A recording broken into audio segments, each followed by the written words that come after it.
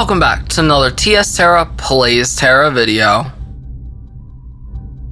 So in today's video, I am going to be going over kind of what it's like to start TERA Console from the beginning, with obviously explaining to anyone who is new to the game, or possibly even if you're returning, quite a bit class changes and races and kind of just the things to go over, especially for someone who is brand new to the game, so you have a basic concept of what you're getting into, and to hopefully help you pick a more well-rounded class that you might be interested in, giving that detail without playing the class and being like, hey, this isn't really for me.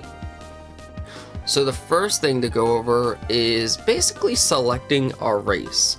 Now, some races, or some classes I should say, are race locked. In other words, they can only be specific races. As you go through and select the class you want, you will notice that. But the two races that are mostly worth mentioning are honestly Elen and Castanic, for those that want to kind of sweat the game. If you're someone that really wants to play competitive, not that the other races are bad, it's just that these two have the actual most important buffs to the game to note, and it's mostly for DPS. If you're a tank or a healer, it's not as important, but it is for DPS. Tanks, it is a little important, but again, it depends what tank you play. And as you can see, Castanics can't play certain things, like they can't be ninjas, they can't be brawlers, they can't be reapers, and you can see that from over here. So again, depending what class you want to play will lock your race. Castanics get additional back crit, which is important for DPS, but with the way Terra has changed up until now in 2026, this isn't really a huge game breaker, game changing concept. It's worth mentioning, but it's not something that is going to make or break your DPS, especially with everything we'll get into in future videos.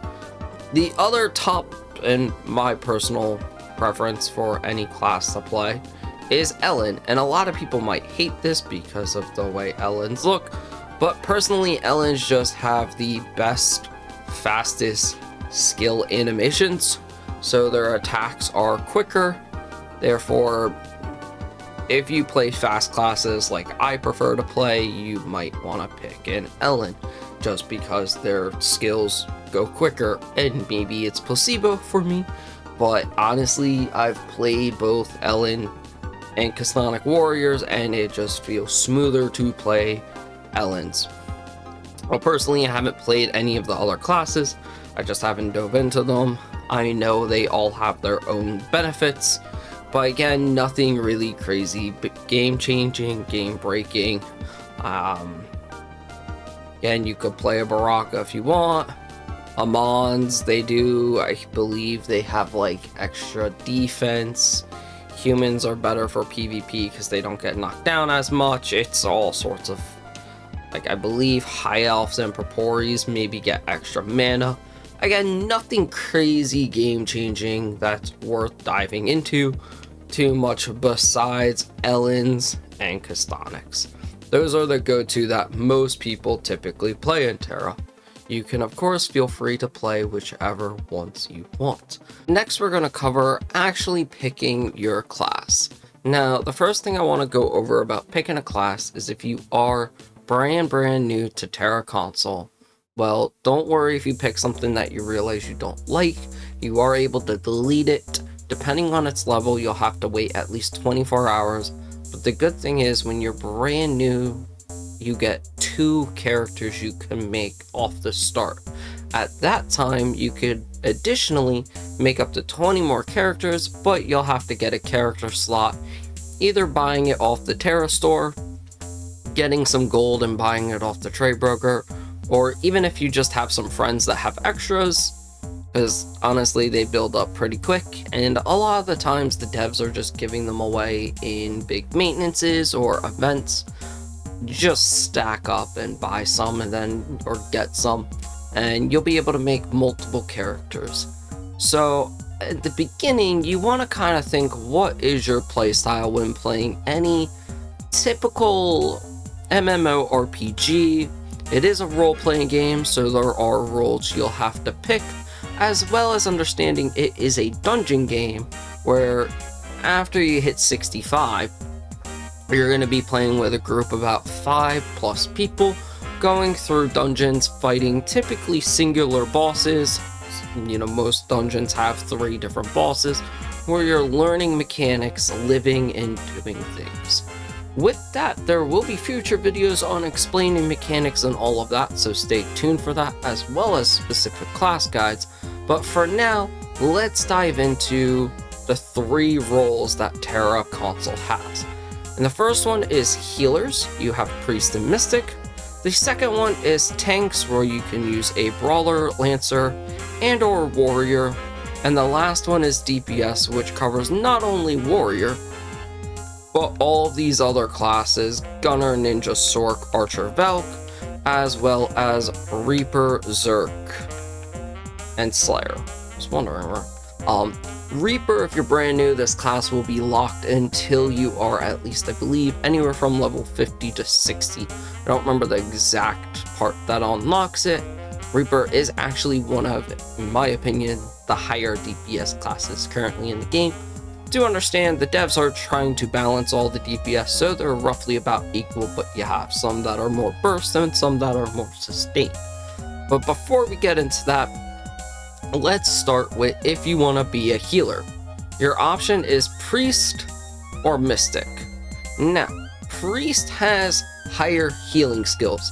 Priest is known to be that class that helps the team stay alive a bit better, keeps them up, and lately in 2026, Priest is actually giving slightly better team buffs.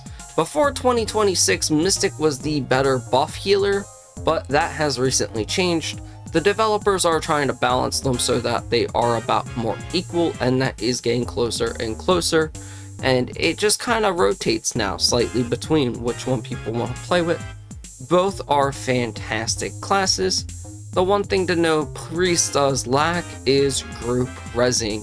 Priest is not really the best at getting you back off the floor, they're better at keeping you alive, typically. Again, it depends on the skill level of the Priest or Mystic, changes, but ideally Priest is going to have the higher healing skills.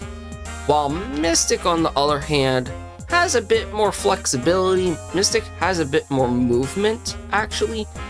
Mystics are just generally faster. They're not locked into place as much as a Priest might be.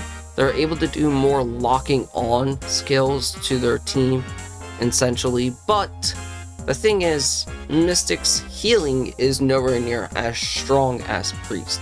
So if you want a stronger healer, you might want to go with Priest. If you want a more agile healer, someone that's able to bounce around the arena, then you might want to consider Mystic. And Mystic, once it's geared enough, actually has a res that targets multiple people and themselves, and when that person dies, they just have a free res. The Mystic doesn't technically have to go over and pick them up, whereas Priest has to go over and actually res that specific character. So that's just the basics of the 2 healers. Let's get into the 3 tanks. You have Brawler, Lancer, and Warrior. Warrior is probably the most advanced tank that I'm not going to cover too much, but if you want a flexible class that you can learn how to tank and DPS, well, Warrior might be your selection. If you want a bit easier tank that has higher DPS, you should pick Brawler. If you want a more sturdy tank that gives more support to the team and does less damage, you might want to pick Lancer. As the Lancer provides buffs, Lancer can help the team, take less damage to certain mechanics, while Brawler is just kind of all in it for themselves. They just punch the boss, and they just, keep the boss in place. While all tanks are meant to keep the boss in place, they all have a different playstyle of doing it. Again, Warrior, in my opinion, might actually be the hardest to play well, as Warrior doesn't really have frontal defense on anything. That might be changing more and more with the new updates of 2026, but I hope not, as that is what sets Warrior aside. They might also do the highest damage, and they're kind of a hybrid. They give some buffs. They're not as good as Lancers. They don't have as much endurance debuff as Brawler, and they don't do as much. It might do a bit more damage than Brawler, but they don't help the team really do as much as either of them in some weird combated way. The last thing is now DPS. When it comes to DPS, you just kind of want to go through, figure out what fits your playstyle. I'm not going to take all the time to read through each DPS, but you got some ranged DPS like Sork, Gunner. Reaper is kind of middle range. Ninja has a range in close-up roto. Archers are ranged, and everyone else is, for the most part, close up to the bosses. So that is your class selection guide. Again, when it comes to DPS, just pick one that you think is fun, that you'll enjoy, and you could always check out people's gameplay of that DPS. Typically there is plenty of gameplay. You may not want to use their guides if they're not updated, but that's about it. I hope you've enjoyed. Please stay tuned for the next video of explaining how to get to level 65. Then there will be a future video of just what to do once you're at level 65. So within that, I hope you've enjoyed. If you have, go ahead and hit that like button. If you got any questions, feel free to ask me in the comments section, especially if you have questions about specific classes. I'll do my best to answer those. That's about it. If you're not subscribed, please consider doing so, especially if you're a new player, as I want to push even more just straight up player guides for someone who is new to the game. That's about it. I hope to see you all in Aboria, gamers.